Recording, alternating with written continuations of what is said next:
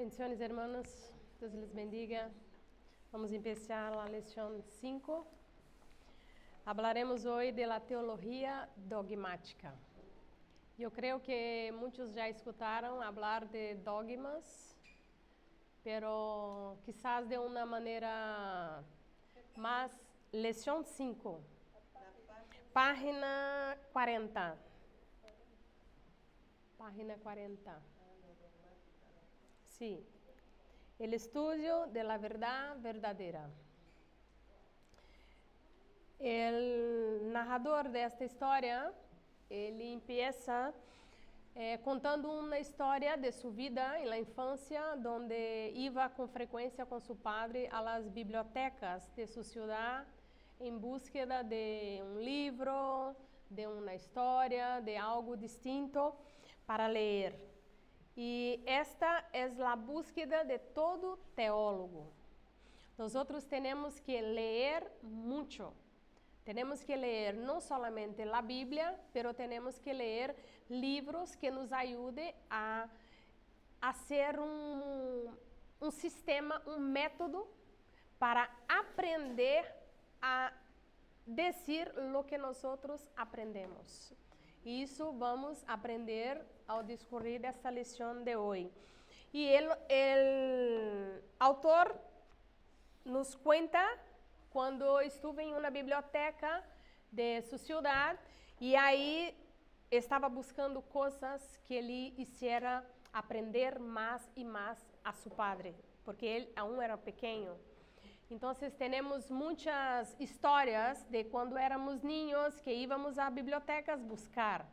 Quem suele ir a bibliotecas vá para encontrar um bom livro ou um autor que alguém lhe disse, mira, conheci um autor assim e esse autor é muito bueno, ou passamos em la sessão de livros em el supermercado e aí miramos muitos livros que nos ajudam a ter uma visão diferente de las coisas de las quais vivimos e convivimos todos os dias.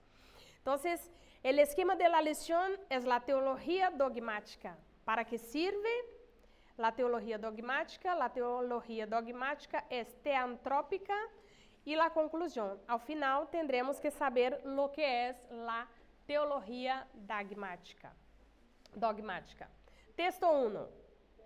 Ya que hablamos de libros y de la búsqueda de ellos, podemos iniciar nuestras investigaciones a partir de los principales títulos ya publicados sobre dogmas. Lo que son los dogmas? ¿Alguien sabe decir qué es dogma? El dogma es un conjunto de creencias de carácter indiscutível. É algo que não se discute, é algo que qualquer religião tem por fidedigna. Isto é um conjunto e é isto que eu vou seguir aprendendo e ensinando a los demás. Isto é dogma. É um conjunto de crenças. E aqui vamos aprender pouco a pouco o que é cada uma dessas coisas. Solimos dizer que a Igreja Católica tem seus dogmas. Então, sempre, quando decimos em dogmas, pensamos em la Igreja Católica, porque todos dizem os dogmas da Igreja Católica. Pero todas as religiões têm seus dogmas, ou seja, têm seu conjunto de crenças para seguir e ministrar em nesta religião. E é isto que vamos aprender. Temos aqui alguns teólogos, em la página 41. Temos Orígenes, que hablamos de Orígenes em la lição de Bibliologia. Com seu livro de Príncipes, ele compara as escrituras como um oceano profundo. Orígenes disse que a Bíblia é um oceano profundo. Outro livro, Lactâncio, La Instituição Divina. Lactâncio foi conhecido como el Sincerón cristiano, porque ele defendia de maneira muito restrita e sincera, então foi apelidado de Sincerón cristiano. Isidoro de Servilha Foi outro que escreveu Sentencias. É um livro também que serviu de manual teológico para os clérigos em la época de los visigodos em Espanha. Temos Tomás de Aquino, que é, creio que de estos que estão aqui, é o mais conhecido, que hasta hoje em la Igreja Católica los siguen suas enseñanças por toda a vida, que são Suma Teologia, é o nome do livro. Temos Dogma de la Iglesia Cristiana. Esse rechazou a razão humana, subrayando a soberania de Deus. É um escritor cristiano sem base em la Iglesia Católica. Tem William Shedd, também sua teologia é cristiana, pero é dada ao calvinismo, que hablamos também anteriormente de Juan Calvino. Ele, hasta hoje, seu livro sobre doutrina, teologia dogmática, é ensinado em los cursos, los cultos, las enseñanças de los reformadores, tanto bautista como presbiterianos, metodista, todas essas ramificações que acreditam em predestinação, sigue esta teologia. Osterse também é um dogma cristiano e ele ensina a quitar o intelectual, o excesso de intelectualidade dentro das igrejas, para que tenham uma vida mais, uma crença mais diária, algo que pueda moldar o cristianismo dentro de nossa vida cotidiana, sem o excesso, porque às vezes entramos em uma igreja e há uma prédica tão rebuscada de tantas informações que quizás não conseguimos assimilar o que de verdade é a essência de esta enseñanza ou de esta prédica. Então, este escritor escreveu para que possamos ter uma vida cristiana dentro de lo que de verdade podemos viver. Ele escritor Osterse. E Brunner, que enfatiza a fé como uma forma de vida para viver. A formação teológica dele era basada em la fé. La fé unicamente era basada em livro de Romanos sobre a justificação por la fé. É possível que dentro deste, o escritor nos pergunta sobre a teologia sistemática.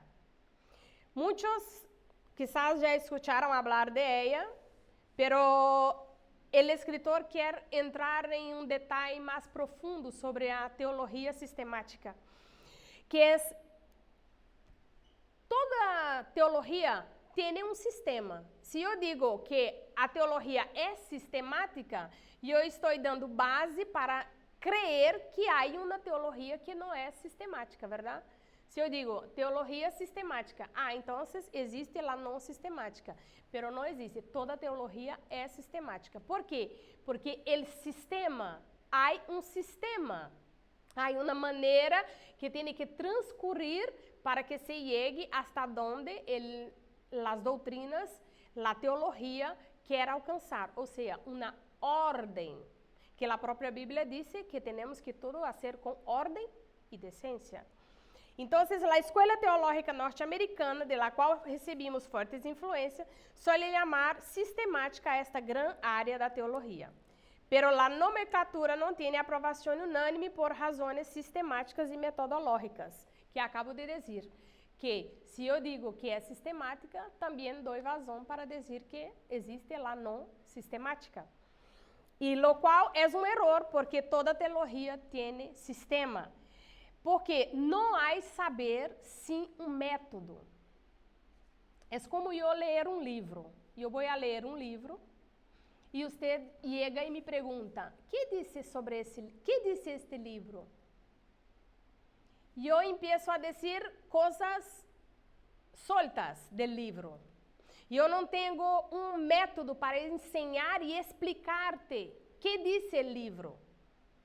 Então, eu não tenho uma metodologia e eu não tenho um sistema para te ensinar e te explicar o que diz o livro. Quando vamos fazer redação na escola, solí la profesora decir, tiene que tener principio, el medio, que es el desenvolvimiento de la redacción, y al final concluir lo que usted quiere decir. Como empiezo una prédica, tiene un principio, tiene el desenvolvimiento y tiene la conclusión, que la conclusión tiene que siempre ser algo como la salvación de vidas, el perdón de pecados, cosas que de verdad la gente que está escuchando entienda lo que estamos diciendo. Si llegamos aquí y empezamos a decir cosas soltas, no se va a entender. Como tentar explicar, alguien te dice, me dice algo de este libro, y tú dices, eu sei, para mim, não sei explicar. Por quê? Porque não tem um método, um sistema para explicar. E a teologia é sistemática, por quê? Porque é através da teologia que sacamos um método para ensinar e sacar as informações da palavra. Há pessoas que têm demasiado conhecimento bíblico, pero não sabem explanar, não sabem explicar. Por quê? Porque falta um método para seguir, um sistema para seguir, para que pueda explanar e dizer o que quer. É como os niños quando choram. Empieza a chorar e habla. Então, o que tem que fazer? Primeiro, acálmate e depois habla. Assim se entende. Então, é o mesmo. A teologia, os dogmas que são uma maneira de que a religião pueda ter uma base, um princípio, o meio e o final. Amém? Como exemplo, adelanto um tema que tratarei mais adelante nesta obra, o inductivismo teológico. Contém uma trampa epistemológica em la que muitos teólogos caem, pero aún assim não se pode dizer que esta não seja uma forma sistemática de produção teológica, pois as conclusões, ao que potencialmente equivocadas, nascem de um método, um sistema. Para evitar esta trampa semântica, os teólogos alemães e holandeses preferiram outro término para esta área do pensamento teológico, teologia dogmática. Ou seja, a pessoa lê este inductivismo teológico, vamos aprender em la lição 9. É você ler e sacar uma conclusão. E desta conclusão, há várias ramificações. Ou seja, isto é algo que pode trazer muitas divergências. Por isso, há muitas ramificações em el cristianismo. Cada sigue por um lado. Amém? Quizás esse nome cause alguma estranheza, pois é costume chamar dogma ao pensamento teológico sintético, fabricado para justificar doutrinas aberrantes. La lição passada, o pastor Pablo ha dado aqui as explicações sobre os testigos de Jeová, sobre os mormones, e temos o catolicismo. Ou seja, estes dogmas, esta maneira de interpretação foi o que hizo salir tantas ramificações. Como decimos na época da Reforma, que tuve os menonitas, tiveram os calvinistas, os luteranos, e hoje em dia há montão de crenças e de ramificações que todas foram sacadas de onde? De uma teologia dogmática. Pero cada seguiu de acordo e da maneira que le parecia melhor. Pero ao usar dogmática em la escola nórdica de teologia, não se refere à tradição teológica imposta, senão à busca de la verdade absoluta manifestada na palavra de Deus. Assim que todas as vezes que produzimos buena teologia, a teologia de resultados é porque estamos discutindo sobre a verdade e isso é teologia dogmática. La buena teologia, que é? Descobrir la verdade. Porque nem sempre lo que leemos a primeira é lo que de verdade está. Já hablamos outra vez em texto e contexto. Há que mirar lo que viene antes e lo que viene después. E de aí sacar as conclusões devidas para cada uma de ellas. la búsqueda de la verdad absoluta. Quizás um adventista, um calvinista, escute nossas classes e diga, estes estão totalmente equivocados. A palavra não disse isso. E nós outros escutamos e vimos que eles estão equivocados. Por que decimos que os adventistas estão equivocados? Não por questões del sábado, como todos dizem, não, porque eles têm uma mulher como uma profetisa como base. Su livro tem que estar junto com a Bíblia. Ela tem tanto valor, lo que dice su livro, quanto a palavra de Deus. E a palavra de Deus, nós sabemos que é pura e única. Não necessitamos um complemento. E eles muitas coisas deixam de fazer que estão na Bíblia para ser o que diz a profetisa. E assim vão os mormones e muitos outros. Então, a verdade é o que buscamos. E a verdade tem que estar solamente basada en este livro. Amém?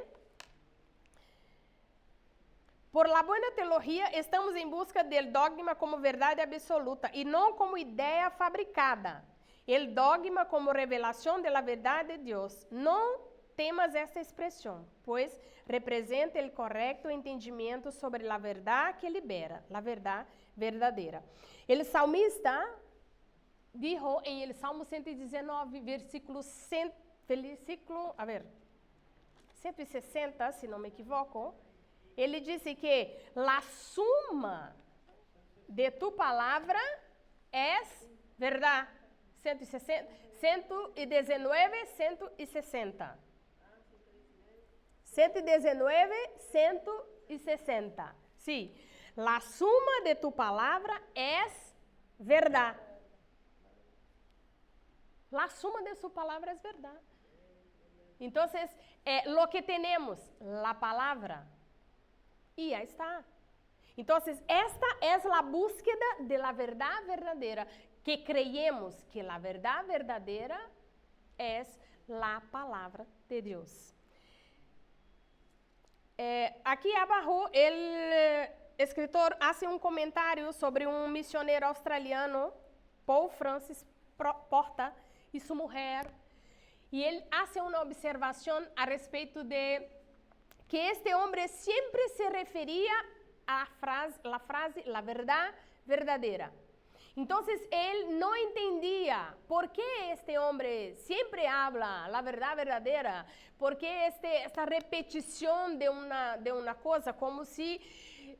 Será que ele tem dificuldade em entender o português? Será que ele tem dificuldade de saber que toda verdade é verdadeira? Então, pouco a pouco, à medida que este homem ia predicando, ele foi entendendo que ele estava dizendo que a verdade verdadeira era esta. A verdade verdadeira está aqui, basada aqui. Então, ser inquestionável.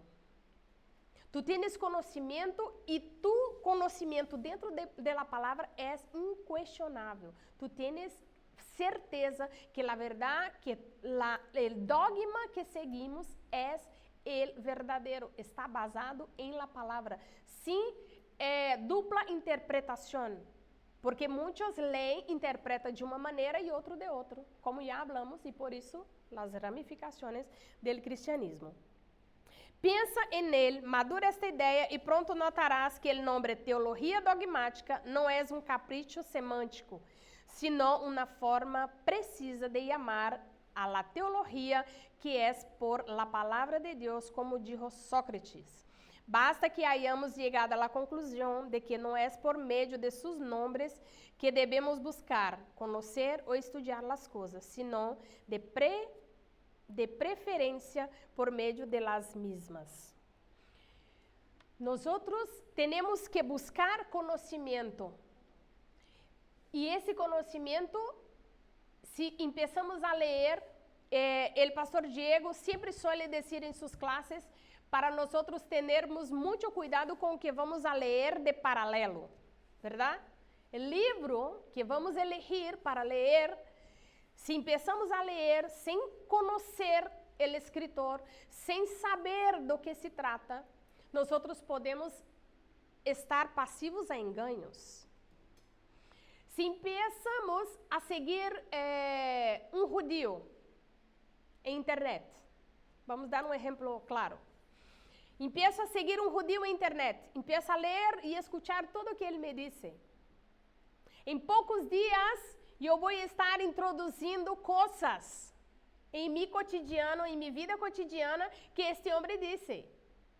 Ah, não, porque Jesus era solamente um profeta. Não, Jesus não era hijo de Deus. Não, é verdade, se eu mirar assim, então, eu vou começar a questionar.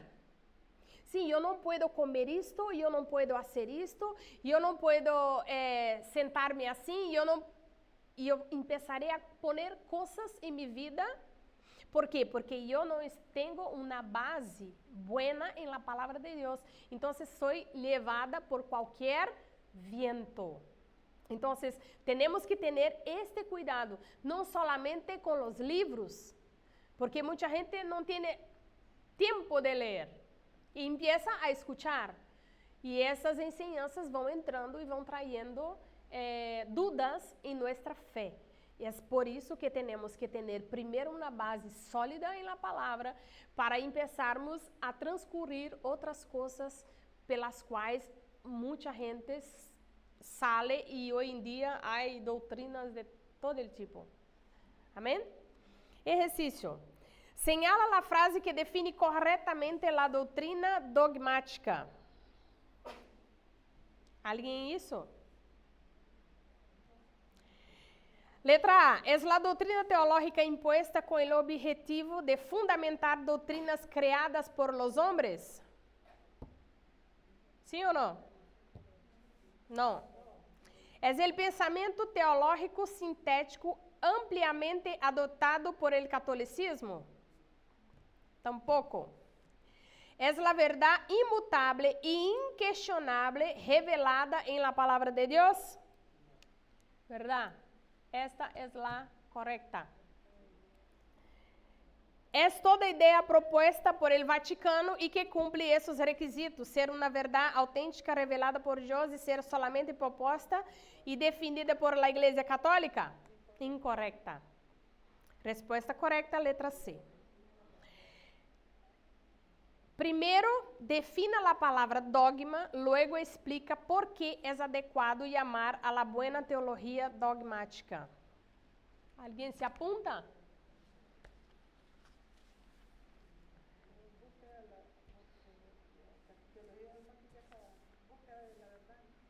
Busca de la verdade é uma crença de la verdade absoluta de Deus.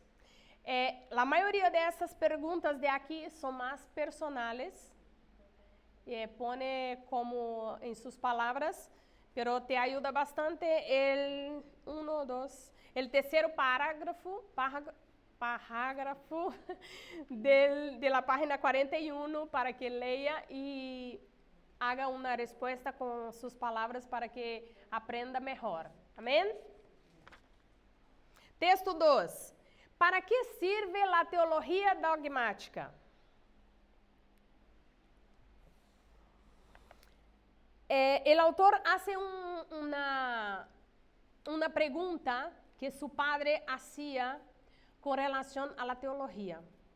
Porque este homem que escreveu foi dos hijo del primeiro pastor que começou a trabalhar e trazer o curso de teologia para as Assembleias de Deus.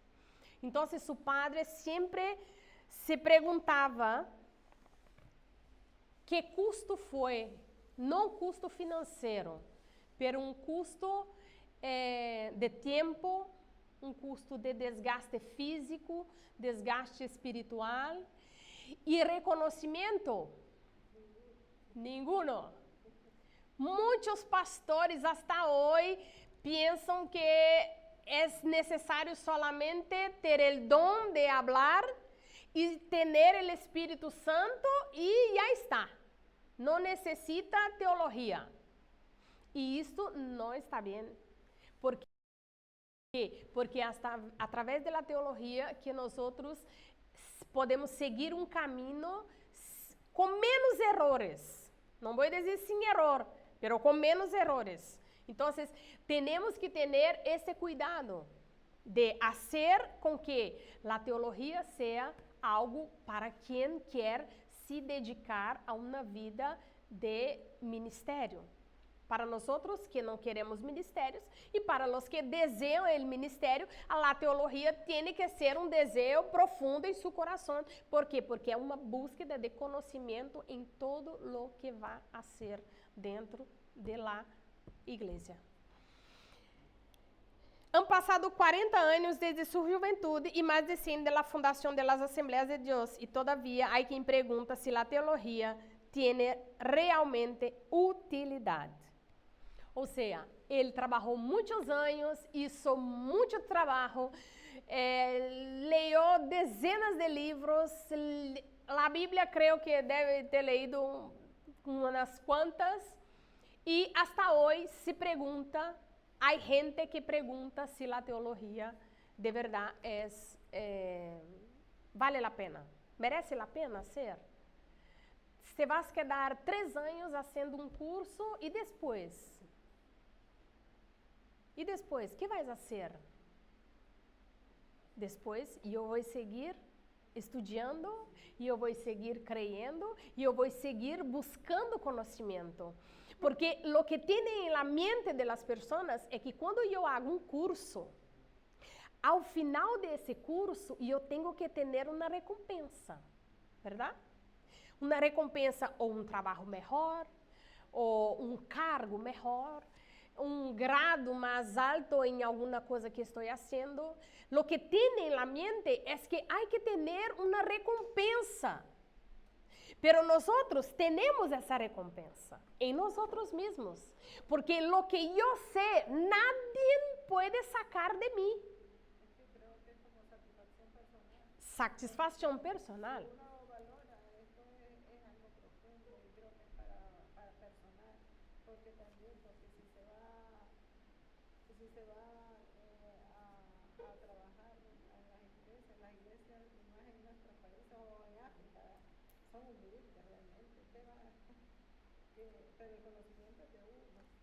O conhecimento é de uno.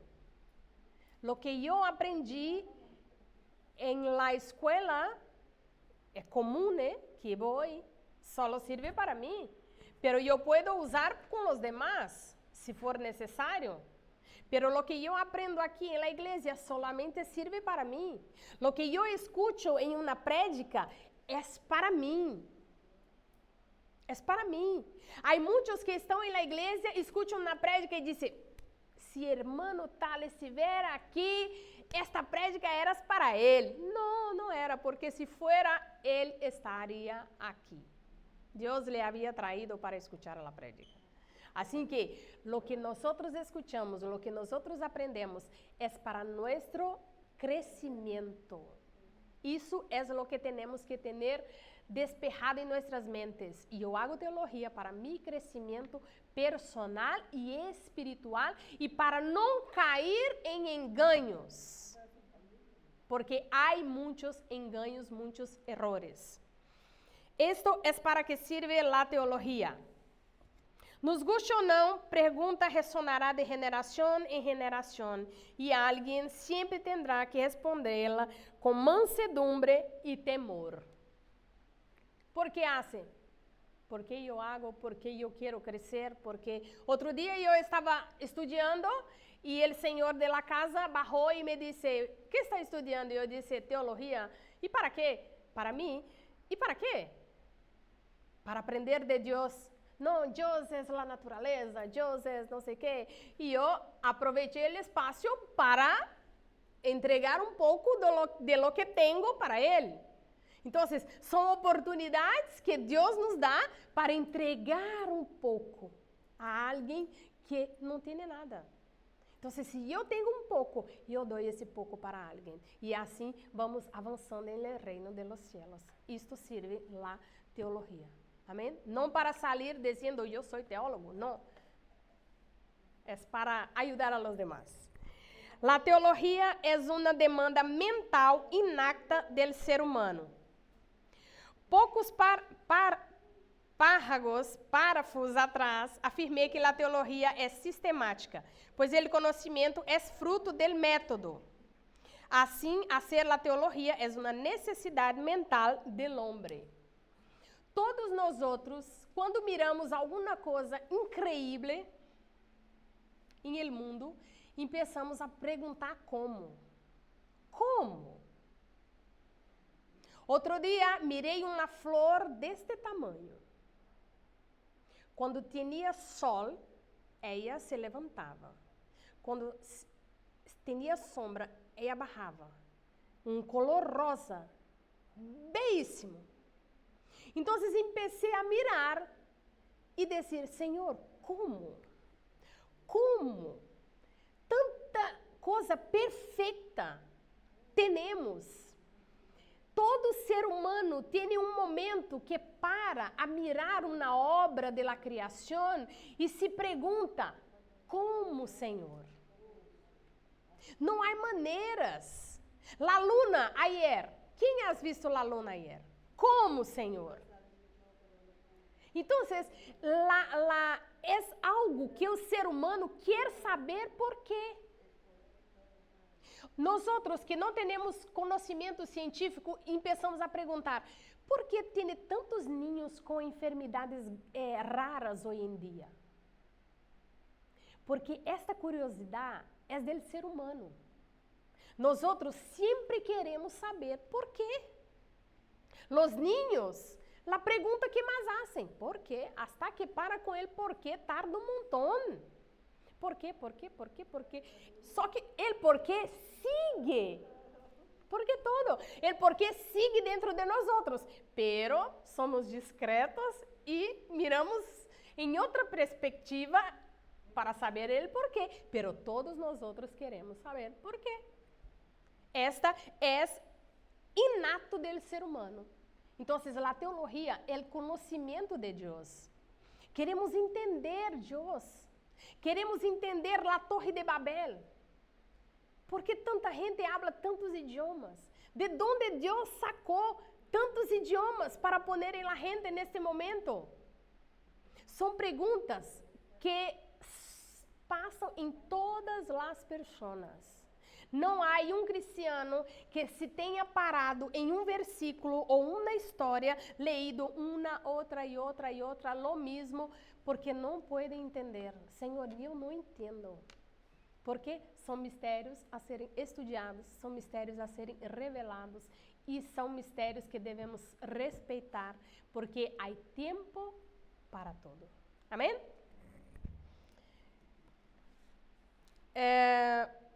O autor aqui disse sobre, incluso nós falamos sobre redação, disse que seu filho chegou em casa, que a professora havia dito para fazer contar uma história, e nessa história tinha que ter quem, quando, onde, como e por quê.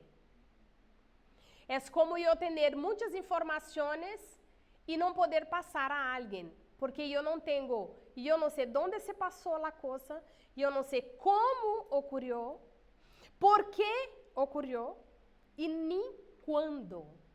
Então, são questões que nós outros sempre temos em mente, sempre. Sempre queremos saber o porquê, aonde e como e por aí vai. Muitas coisas molestavam o coração do reformado Martim Lutero. Uma de elas era a falta de identificação entre o católico e Cristo, o Deus e o Espírito Santo. Antes, aqui tem uma coisa distinta que vou ler.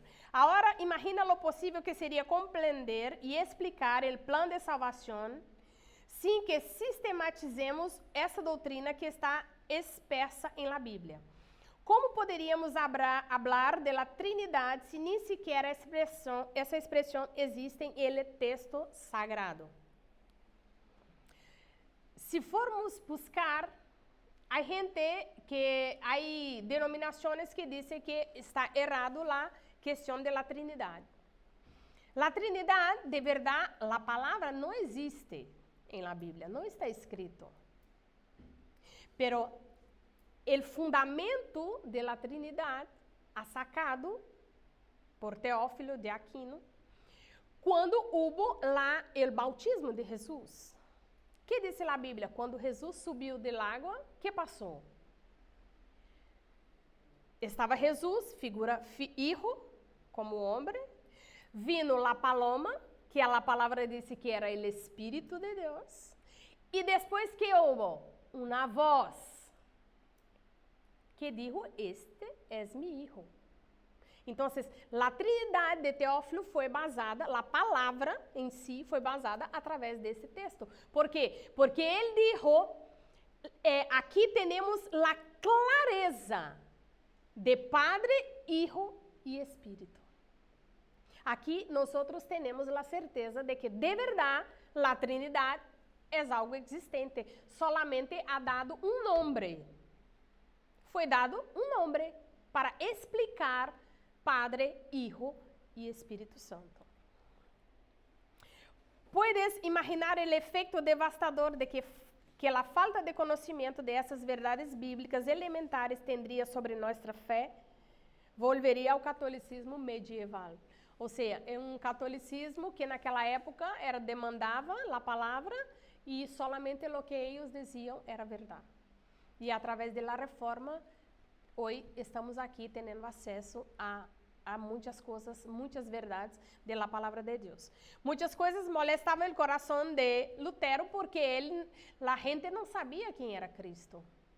A gente entrava na igreja, fazia o sinal de la cruz e se volvia a uma imagem que tinha aí e começava a fazer suas orações. E ele começou a questionar, pero e Cristo? E o sacrifício? Hasta hoje, muita gente que são católicos se vão à igreja e não passam um minuto aos pés de Cristo colgado aí. Mira ali, hace o sinal e se vai a algum santo. O santo que lhe dê a gana, que lhe guste, você vai aí e faz suas preces e suas orações. Pero a Bíblia diz que o mediador entre Deus e o homem é Jesus. Então, estas são indagações que Lutero perguntava e de aí e muitas outras coisas começaram a reforma. Essas três pessoas eram para ele mais que atores sem função dramática e o cenário da fé medieval e sigue sendo a milhões de católicos até hoje. E isso explica por que el fiel del século XI ia ao templo, se arrodeava ante um altar e, tras fazer o sinal da cruz, se volvia para rezar a algum santo. A essas pessoas lhes faltava conhecimento sobre Cristo, sua obra e seu amor para salvar a humanidade. Assim que, como então seria possível relacionar-se com alguém que não se conhece? Não havia relacionamento entre o homem e Cristo. Uma pessoa hizo um milagro, supostamente, se tornava um santo e aí as pessoas iam e adoravam. E Martin Lutero começou a ver, pero e Cristo? E Cristo? Onde está Cristo? Que é isso, Cristo? Não havia uma adoração, não se conhecia a Cristo. A teologia ajuda a piedade e a piedade ajuda a teologia. Quanto mais crente me volvo, mais estudo a Bíblia. Quanto mais estudo a palavra de Deus, mais piedoso me volvo. O conhecimento da verdade absoluta põe ao homem em contato com as exigências da justiça divina, com a generosidade da graça e com a esperança da eternidade. Tal verdade as que o ser humano convertido se acerque a Deus em el esforço de uma vida cristiana digna de la vocação que recebimos. Em el contrário, a vida de piedade impulsa ao cristiano a conhecer mais e a buscar mais. Quanto mais creyente me volvo, mais é lo que todos nós temos que fazer todos os dias. Quanto mais vengo à igreja, quanto mais escuto, quanto mais oro, mais sed tenho. Quanto mais leio a palavra, mais quero conhecer. E por quê? E como? E quando? São os questionamentos que nós temos que fazer todos os dias quando leemos a palavra. E de isso nos hace que tenhamos mais amor pela obra. Porque há muitos que têm amor solamente de boca. Eu amo, pero eu não hago. Eu amo, pero eu não quero problema. Eu amo, pero eu não quero saber da vida de nadie. Eu amo, pero isso. Então, quanto mais eu leio, mais eu quero aprender. Quanto mais eu aprendo, mais eu quero fazer para o Senhor. ¿Por quê? Porque quanto mais eu ajudo a los demás, mais o reino de los cielos cresce. E quanto mais o reino de los cielos cresce, mais gente se vai ao cielo. Mais eu tenho meu galardão. Mais eu posso aprender e ajudar a la igreja e a la comunidade que eu vivo. Amém? Alguma pergunta hasta aqui? La teología dogmática es una herramienta para la defensa de la fe. Esta parte es muy interesante. La teología dogmática ayuda a termos argumentos para enseñar, para instruir y para defender nuestra fe. El esfuerzo de hombres como Norman Geisler y Alistair McGrath influyó en una generación de teólogos cristianos, por lo que solo podemos agradecer a Dios por los muchos y buenos apologistas, teólogos cristianos, por lo que solo podemos agradecer que tenemos hoy. Perdón. Pero como era de se esperar, hay cenizas entre el trigo, cizaña entre el trigo. Esses dois homens citados aqui, Norman Geisler, ele era um norte-americano, nasceu em 32 e já faleceu em 2019. Era um escritor, professor de teologia e um apologista. Alistair também, pero é irlandês, nasceu em 1953 e aún vive. Tem muitos livros escritos e muitas faculdades que ha ensinado. E ele, escritor desta lição, nos dá exemplo desses dois homens como apologistas. Pero lo que viene a ser um apologista? O apologista é uma pessoa que sabe defender uma tese. O apologista sabe defender sua crença. Quizás viene uma pessoa hasta mim, empieza a falar e eu não tenho argumentos para contestar, ou eu tenho medo de dizer uma palavra que vai confrontar e vai trazer mais problema. E eu digo, eu não sou apologeta. Não me gustam os discursos, não me gustam as afrontações. E muitos teólogos não são apologistas. Solamente querem aprender, ensinar e seguir algo corriqueiro. Pero los apologetas são pessoas que têm o dom, que têm a facilidade de defender, e é necessário ter teólogos apologetas. ¿Por quê? Porque estas pessoas são as pessoas que se dão a cara e dizem, é assim e funciona assim e eu creio assim, e podem debater com qualquer pessoa e demonstrar sua fé. E hasta fazer com que outra pessoa se convierta ou se caia, lo que seja, qual seja a intenção da pessoa. Então, a maioria de los teologistas não são apologistas. ¿Por quê? Porque não tem esse domínio, esta cara, este valor de dizer, e é assim. Então, é algo mais forte, digamos assim. É uma pessoa mais forte de caráter que tem conhecimento, pero como dissemos aqui, há cisanhas. Há apologetas que querem aparecer. Há pessoas que querem aparecer e mostrar e que sabem e que isto ou aquilo outro e começam a atacar. E este é o problema do apologista. Aqui ele dá um exemplo de um apologista que estava em Facebook debatendo e falando mal de los adventistas. Aqui, nós sempre que falamos do adventismo, falamos los pontos que não concordamos. Pero eu não vou agredir com palavras uma pessoa que crê, um calvinista, por exemplo, que diz que eu nasci para ir ao inferno e eu posso fazer o que eu haga que eu não vou ser salvo. Eu não vou agredir, e eu vou demonstrar a ele onde está o erro, porque Cristo vino para todos.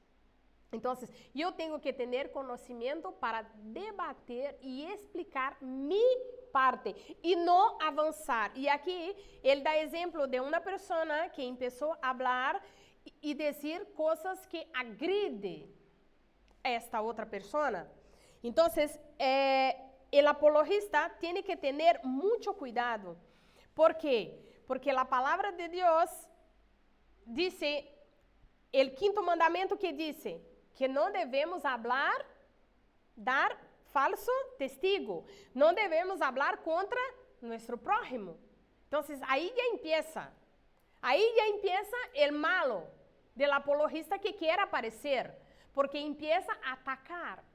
Eu não tenho que atacar, eu tenho que demonstrar o que eu creio.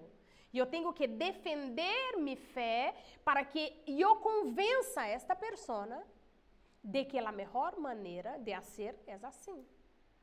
Como uma pessoa sabe fazer determinado pão e diz, em meu país, não, vamos à Argentina, o arroz não se tapa. Eu sou brasileira, meu arroz, ou sim, se tapa. Então, o que eu vou fazer? Eu não vou dizer a um argentino que ele está mal. Não, eu vou dizer, mira, se tu tapas tu arroz, e vou dar meus argumentos. Então, ele vai me escutar e vai concordar ou não. E ele vai dar seu argumento e vai concordar ou não comigo. Então, o apologista tem que dar seu argumento e não atacar ao irmão. Porque a palavra é clara, que não podemos fazer tudo o que vamos fazer. Aqui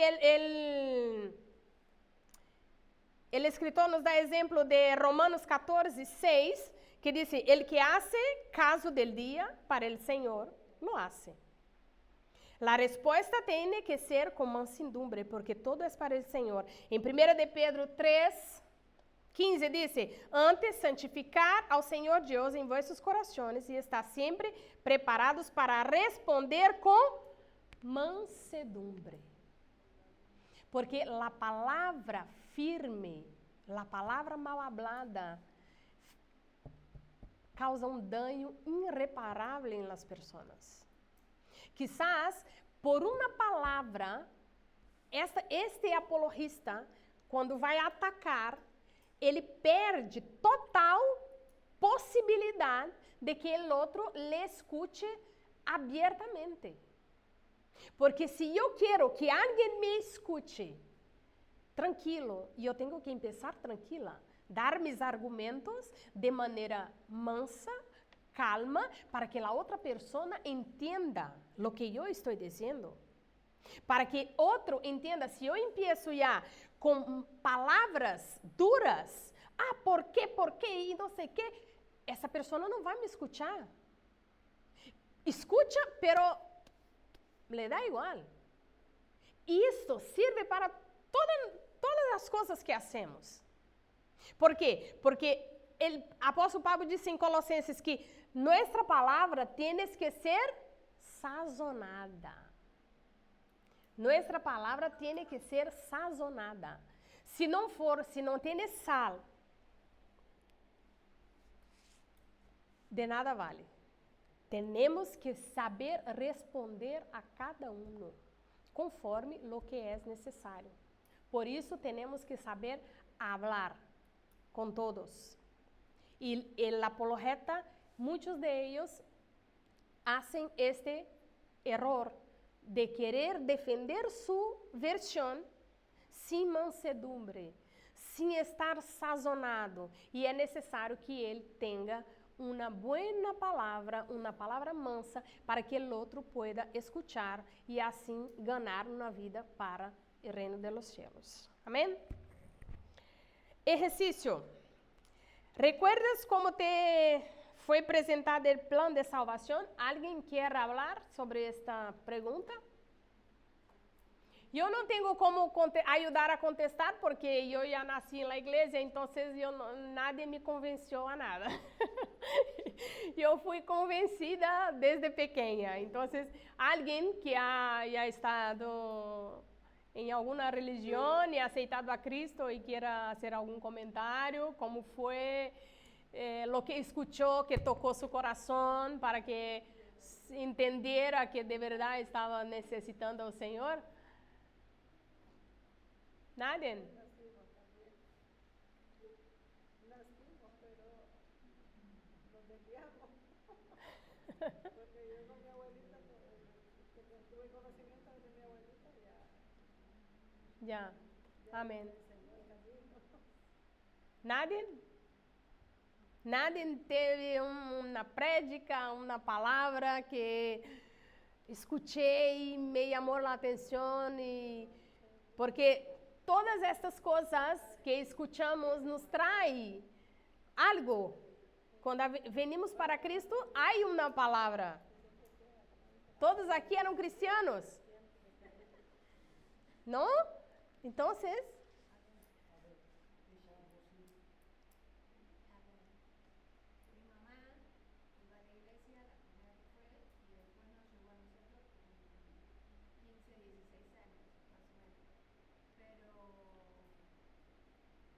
se foi acostumbrando a ir à igreja? Ah. Mucho tiempo hasta que yo realmente entendí y acepté realmente vivir Lo que estava. y él lo conoció porque yo lo necesité volver a la iglesia cuando vino mi hermano y él lo conoció de a poco. Ya, então Eso no fue algo de una palabra o algo. que ha escuchado, ya. Amém. ¿También siempre? No. ¿No? No, porque yo me quería hacer con mis padres, pero no son cristianos. Mis abuelos siempre nos han hablado de la palabra de Dios, pero cuando ya vine aquí a España, me desvié totalmente del todo. Me fui mucho más al mundo, pero hubo un momento que Dios me hizo el llamado en sueño 3 veces. Y hubo un momento que yo siempre le decía, Señor, perdóname, y me puso una opresión en el pecho y no me quedó de otra que llamar a un pastor de mi país y vine después a la iglesia. Amén. Hubo un llamamiento Sí. por sueño, pero hubo. Entonces, hasta nosotros que vamos y poco a poco, hay un momento de un despertar. Sí. Hay un momento en que decimos, es ahora, es el momento. Porque hay muchos que nacen, sus padres son cristianos, crecen y no tienen ese conocimiento. Entonces, hay un momento en que levantan las manos, aceptan a Jesús y tiene todo un cambio de vida en sus vidas. Está sembrada, la semilla está sembrada y ahí vamos. Amén.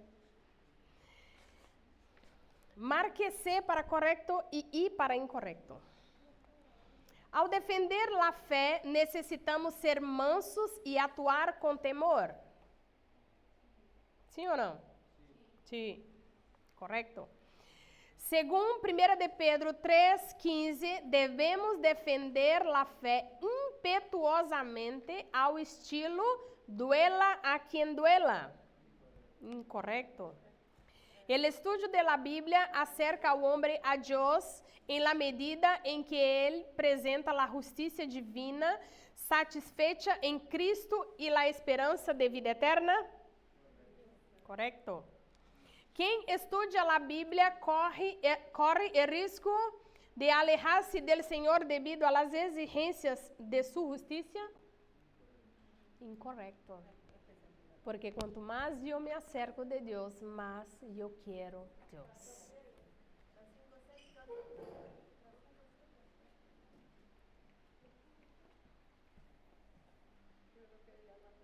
Cansou.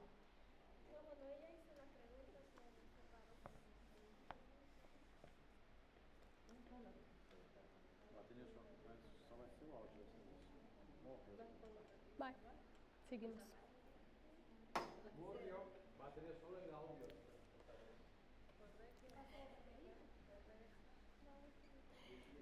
Texto 3, página 44.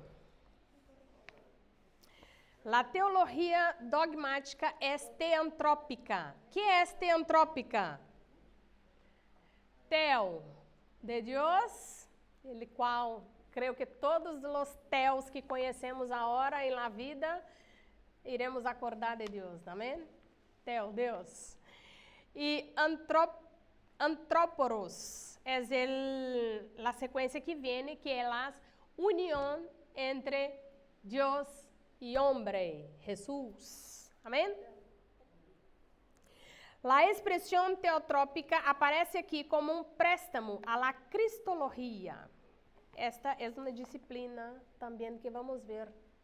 Cristologia mais adelante. Bueno, não sei se mais adelante, mas vamos a ver. Resposta? De quê? O texto 3.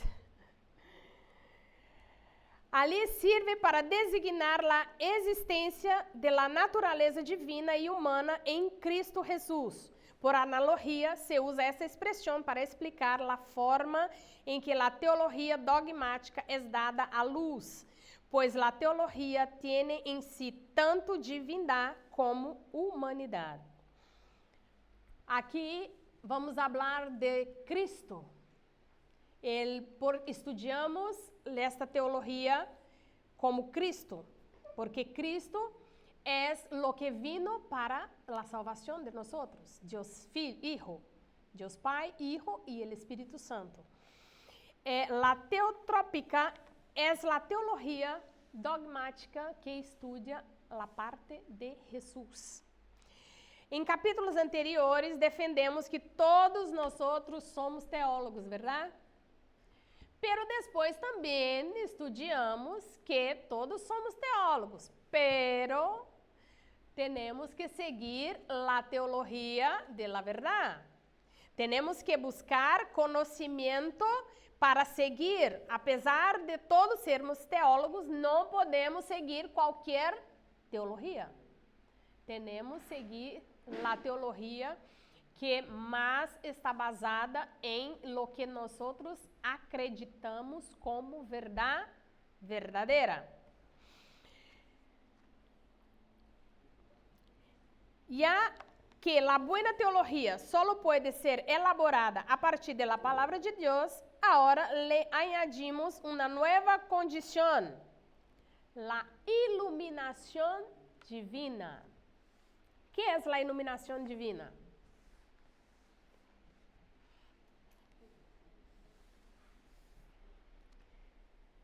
Sin la ayuda del Espíritu Santo, ya sigue ahí abajo. La iluminación divina es la ayuda del Espíritu Santo. Sin la ayuda del Espíritu Santo, el teólogo solamente es una persona que tiene mucho conocimiento y ya está. Si no tiene el Espíritu Santo, si no tiene la iluminación divina, de nada vale tanto conocimiento. Se chama teologia de escritório.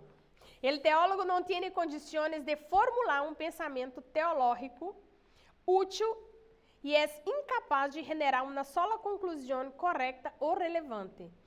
Foi o que Pablo explicou quando dijo que nadie conoce os pensamentos de Deus, senão o Espírito del Senhor que está em ele. A teologia ocorre quando o Espírito hace que o homem compreenda a Bíblia. Es Él quien abre nuestra mente. Si la iluminación no ocurre, la iniciativa teológica deriva hacia la prática más nociva que existe, la teología especulativa. El salmista, en el Salmo 119 también dice, ele pide para que Deus abra sus ojos para que ele entenda la lei. Os discípulos no caminho de Emaús hablaram com Jesus muitas vezes e não se enteraram que era Jesus que estava com eles. Então, a palavra diz que Deus lhes abriu os olhos. Quando Deus lhes abriu os olhos, Deus também se foi. E nesse momento eles se enteraram que quem estava aí com eles era Jesus. Quando Jesus apareceu a los 12 discípulos, a palavra disse que Deus abriu o entendimento de eles para que eles pudieran entender as escrituras. Então, estas são as bases que nós temos de que, sem o Espírito Santo, sem que Deus nos abra o entendimento, vamos ler e não vamos entender. Ou vamos tomar interpretações equivocadas de lo que estamos leyendo. Há muita gente que lê e interpreta de la maneira que está necessitando neste momento. E não é o que eu necessito neste momento, minha interpretação. Minha interpretação tem que ser basada em la iluminação do Espírito Santo de Deus. Então, eu tenho que estar em comunhão com Deus para que a leitura, porque temos que orar antes de ler, para que o Espírito Santo nos abra o entendimento. Senhor, abra meu entendimento para que eu pueda entender sua palavra. Esta é a oração de qualquer cristiano, seja teólogo, seja lo que seja. És cristiano, Senhor, e eu vou ler tu palavra, abra meu entendimento para que eu entenda sua palavra, abra meus olhos para que eu entenda suas leis. Esta é a oração e a búsqueda que nós temos que ter.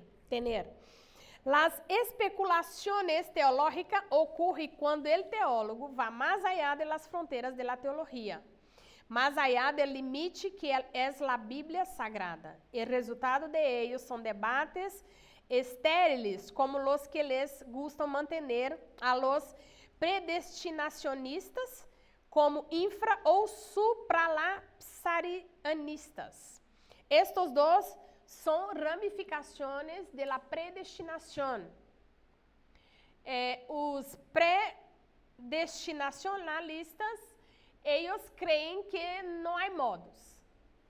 É hijo de salvação ou não? E o outro tem uma ramificação um pouco mais polida, pero também crê de la mesma maneira. Ou seja, tampouco crê em los dones do Espírito Santo, tampouco crê que o Espírito Santo manifesta hasta hoje. Ou seja, hacen discursos bonitos. De verdade que eu me encanto escuchar alguns, apesar de conhecer a ramificação, são pessoas que hablam bem, têm conhecimento, pero é só palavras. Não há uma coisa que move em ti quando escuchas. Não há uma comunhão quando empieza a escuchar, empieza a ver que essa pessoa de verdade tem o Espírito Santo. Então, são palavras vazias. Por quê? Porque não tem o Espírito Santo de Deus. Não tem a iluminação do Senhor. Os teólogos especulativos não consideram que haja mistérios involucrados em la revelação, pois los tratam como enigmas, acertijos. La gran e especial diferença é esta: os acertijos existem para ser resoltos, os mistérios para serem respeitados. Há muitas coisas dentro da Bíblia que, como a palavra não nos explica, há muita gente que empieza a buscar explicações.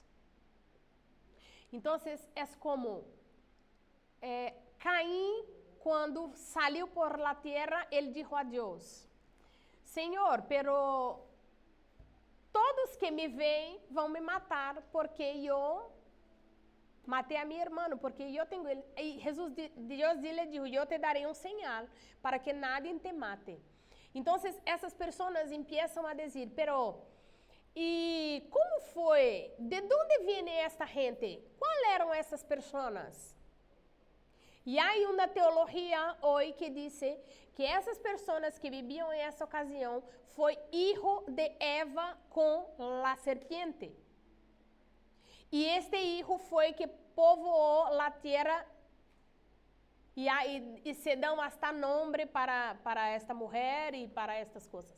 Assim que são mistérios que se Deus não nos revelou aqui, temos que respeitar. Não há que buscar imaginações para estes mistérios que nós não vamos a encontrar. Se Deus não nos revelou, por algum motivo tinha. E eu prefiro crer que Adão e Eva tinham outros filhos.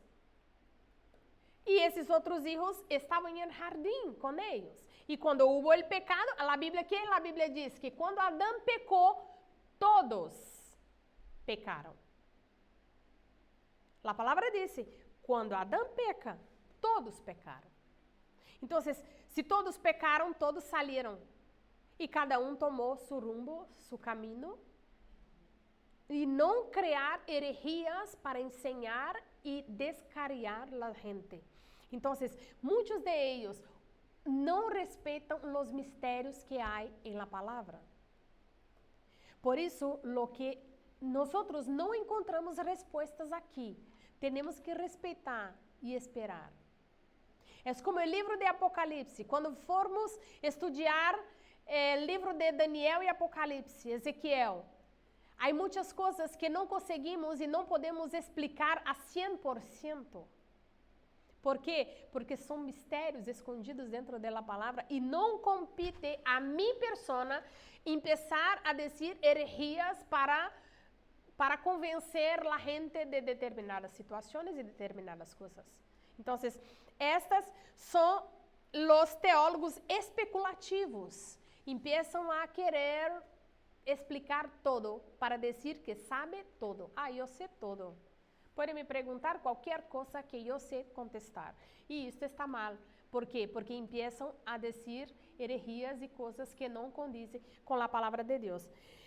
E os enigmas podem ser solucionados por la perspicácia humana. Os mistérios devem ser aceitados por la fé. Ou seja, se está aqui e eu creio como este livro uma verdade absoluta, lo que é mistério, lo que não foi confirmado nem novo, nem el viejo, não há resposta. E eu não tenho que estar pensando em algo que não está escrito. Eu vou ler um livro, escutar um pastor, buscar a alguém para que me explique. Bueno, é bueno algumas coisas, sim, busque. Pero se não há explicação, não creia em coisas que escute que seja do imaginário de alguém para tentar explicar os mistérios da Bíblia. Porque há muitos mistérios e esses nós solamente sabremos quando estivermos em el cielos com Cristo. Amém? Conclusão. El cierre de este capítulo queda a cargo de la precisión y fuerza de Juan Calvino en las pastorales. Foi como eu digo antes, apesar de não crer a 100% em las coisas que dijo Calvino, eu não posso também dizer que nada do que ele disse é correto, porque também é uma pessoa que estuda a palavra de Deus. Solamente tem uma visão distinta de lo que eu creo. Pero es también la parte calvinista, es una parte que solamente é basada a través de la Biblia. Não é como os adventistas, os mormones, os testigos de Jeová, que têm outros montão de livros e de coisas que seguem junto com a Bíblia. Eles seguem lo que enseña Calvino, la verdad de Calvino, pero esta parte de esta verdad para nosotros no sirve. Pero lo que sirve, nosotros usamos e valoramos, porque também foi homem de Deus, apesar de creermos nesta equivocação, porque para mim, pensar que eu tenho 4 filhos e algum de meus filhos nasceu para ir ao inferno, me dá problema de raciocinar uma coisa desta maneira, e eu creio que não. Certamente, nadie pode ser mais adverso a la paradoja que eu. Eu não tenho nenhum deleite em las sutilezas. Sin embargo, nada jamás me impedirá confessar abertamente aquello que he aprendido de la palabra de Deus. Pues nada, excepto lo que es útil, se enseña en la escuela de este maestro. Ella es mi único guía. Aceitar las 2 doutrinas manifestas será mi constante regla de sabedoria. Si tienes placer en flotar en medio de esas especulaciones etéreas, permíteme, te lo pido, humilde discípulo de Cristo, meditar en lo que conduce a la edificación de mi fe. Esta es lo que ele dijo a respeito de aquilo que ele creía. Permita-me creer e permita-me enseñar lo que eu creio. Isto é lo que nós temos que também ter. Permita-me te enseñar, hijo mío, permita-me te enseñar em lo que eu creio. E assim nós logramos trazer pessoas para o reino de los cielos. A quien consiga ser la apologeta, siga adelante, porque es bueno, pero no se olvide de la mansedumbre. Amén. Ejercicio. Porque la teología dogmática también es teantrópica.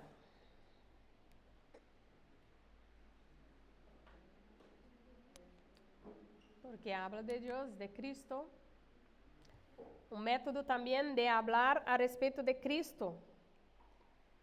Qual é o resultado da teologia produzida por teólogos insensíveis à voz do Espírito Santo? Está em la última, em el último parágrafo de la lição. Não tem condições de formular um pensamento teológico útil e é incapaz de generar uma sola conclusão correta e relevante para nós. ¿Por quê? Porque não tem o Espírito Santo de Deus. Antes de iniciar tus momentos de estudo, oras a Deus pedindo o Espírito Santo que te guie. Como puedes esta oração influir em tu entendimento de lo que Deus revela em la Bíblia? Esta também é uma pergunta muito personal. Quem tem o hábito de orar antes de ler? Ou solamente corre a Bíblia e lê, empieza a ler? Amém. É um hábito que se não temos que adquirir. Porque muitas vezes, vou ler um pouco a Bíblia, pero não oramos antes. Há que pedir ao Senhor instrução para que o Senhor nos demande o que Ele quer nos ensinar e nos revele seus mistérios. E como esta oração crees que pode influir? Nos haciendo entender melhor a palavra e lo que Deus quer falar através de lo que estamos leyendo neste momento. Amém? Repaso de la lição. Correcto e incorrecto. La teología nos mantiene en nuestra zona de confort. ¿Crees que eu hago teologia e estou tranquila? Não, de nenhuma maneira. Incorrecto. Não todas as teologias são sistemáticas. Não toda, aqui está negando que é incorreto. Toda teologia é sistemática. Por quê? Porque sigue um método, sigue um processo, uma ordem, porque senão não sale. Uma teologia asistemática va contra o espírito de la organização del pensamento humano.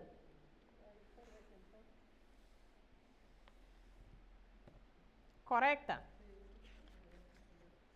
Está em la primeira 41, na página 41. Todas as vezes que produzimos uma boa teologia, é porque estamos discutindo sobre a verdade? Sim, correcta. Por la buena teologia, estamos em busca do dogma como ideia fabricada e não como verdade absoluta? Incorrecta. La teologia é sistemática, pois sabemos que o conhecimento é fruto do método. Não há saber sem método. Não há saber sem método. Aprenda essa frase. Não há saber sem método. Há gente que tem muito conhecimento, mas não consegue explicar nada. Porque não tem um método, não sale. Vai escrever, põe no papel para ver se entendo. Hace la mitad, el medio e hace. Isso escutamos até mesmo em prédicas. Aí, eu já fui em igrejas de las mais grandes e las mais pequenas, e há pastores que falam e você não sabe qual foi o princípio, qual foi a ideia, a origem, o tema, o propósito del que ele estava falando. Às vezes, empieza de Gênesis até Apocalipse, habla a Bíblia inteira e nós não sabemos. Sabemos que a pessoa tem conhecimento. Uau, esse pastor... Quizás o pastor não tenha nem esses cadernitos que temos assim, os folhos para mirar. E o pastor habla em tal lugar e tu abre a Bíblia e habla muito e tem muito conhecimento, pero não encaja. ¿Por quê? Porque não tem um método. Então, habla de Gênesis a Apocalipse, hace uma mezcla, passeia por los salmos, conta histórias e habla de profecias e a igreja queda sem saber de que estava falando mesmo. A mensagem foi sobre quê? Eu não entendi. Então, isto é o que temos que aprender e vamos aprender para os que não têm um método para explicar o curso de teologia mais adelante. Vamos aprender a falar em público e saber entender um pouquinho para assim, de a hora adelante, vamos aprendendo e tendo método para ensinar a los demás e isso nos ajudará a ganhar almas. Amém? Hacer teologia não é uma necessidade mental do homem, pois solo investiga e intenta compreender a revelação de Deus.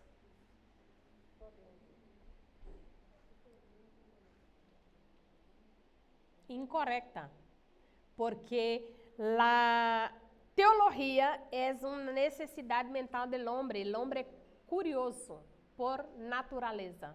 O homem quer saber todo por natureza, então é incorrecta. Quando o homem conhece a verdade absoluta, entra em contato com as exigências da justiça divina, com a liberdade de la gracia e com a esperança de la eternidade. Correcta? A teologia tem em si tanto divindade como humanidade. Correcta? A ajuda do Espírito Santo é innecessária, pois todo teólogo tem condições de formular um pensamento teológico útil. Incorrecto. A teologia ocorre quando o Espírito hace que o homem compreenda as sagradas escrituras. Correcta. Se a iluminação não ocorre, a teologia se vuelve especulativa. Correcta. La especulación teológica ocurre cuando el teólogo sobrepasa el límite, que es la Biblia sagrada. ¿Correcta? Los teólogos especulativos no tratan los grandes misterios involucrados en la revelación como acertijos y enigmas.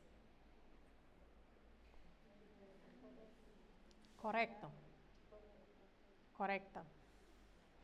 Assim que a teologia dogmática é não solamente para o catolicismo, porque muitos de nós, quando habla-se em dogmático, lembramos de los clérigos, pero não, o dogma é um conjunto de crenças que uno sigue como verdade, e nós temos que ter esta ordem em nossas mentes para poder aprender cada dia, trabalhar cada dia e fazer as coisas como tem que ser.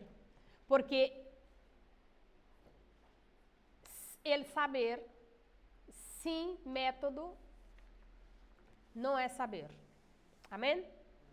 Assim terminamos a lição 5.